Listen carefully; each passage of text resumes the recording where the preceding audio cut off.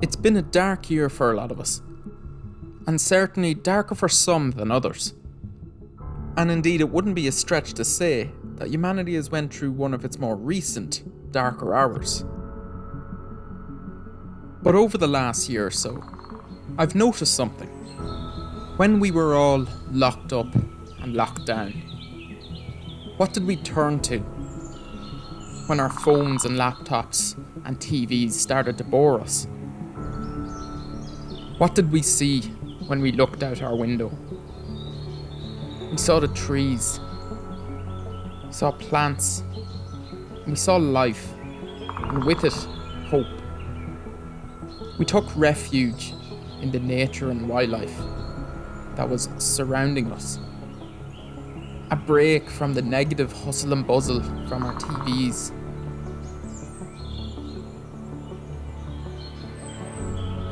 A well-needed respite from the world that we were finding ourselves in. People found themselves looking at their bird box or their bird feeders and maybe remembering something that had been forgotten.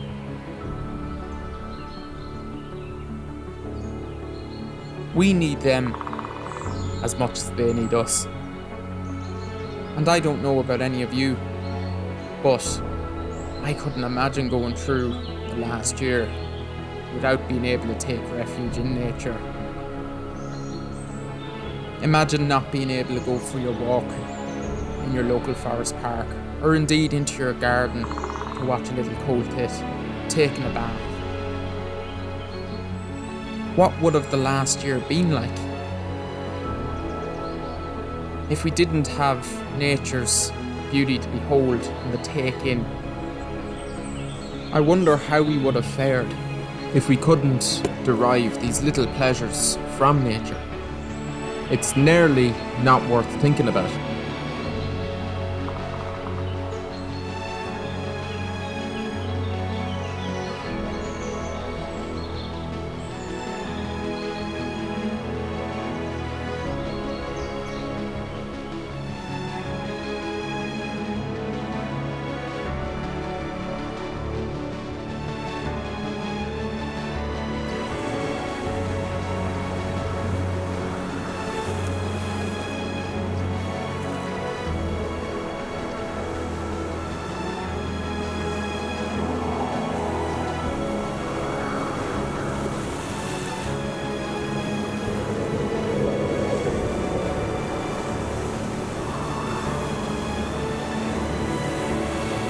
Because here's the thing, nature as a whole has been going through and is going through its darkest hour.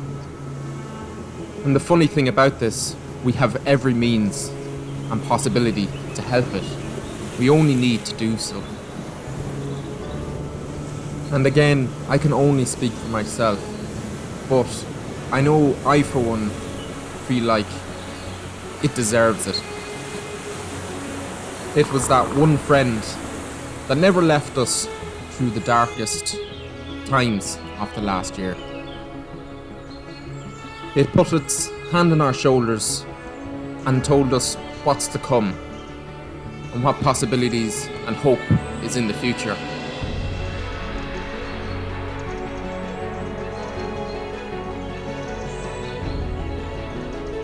So this is my plea from one person to another. Take nature and wildlife into your actions and into decisions that you make every day. It doesn't have to be a drastic life change.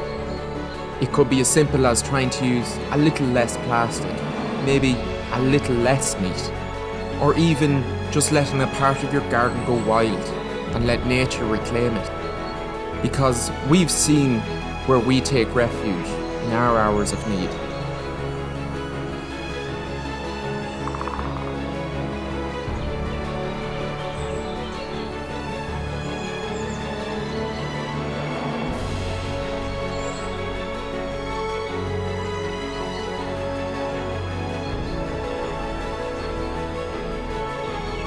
But where will we leave them?